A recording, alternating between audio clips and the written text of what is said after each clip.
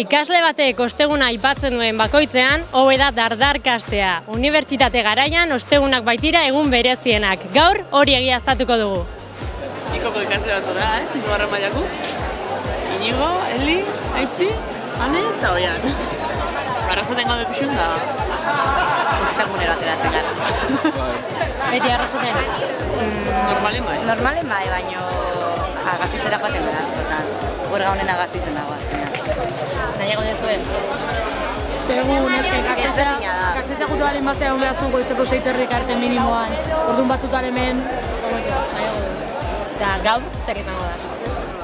Pintzopote arrasaten, autobus hartu Gaztizera, eta Gaztizen afaldu eta huerga. Eta bihar zer?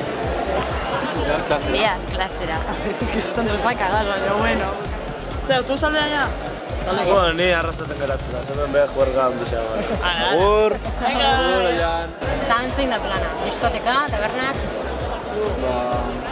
Poteoa tabernetan, gero egun normalan Gaztetzen baten gara. Gaztetzen, irekita baldin badau eta kontzertua baldin badau, adibidez gaur badau.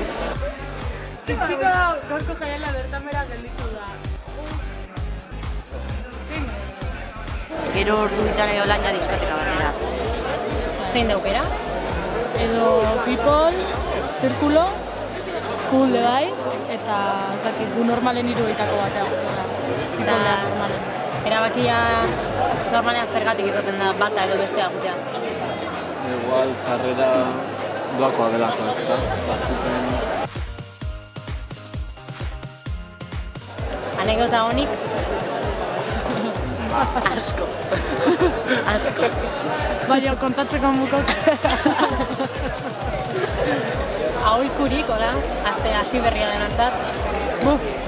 Ateratzeko, porque... Bai, aprobetatzeko.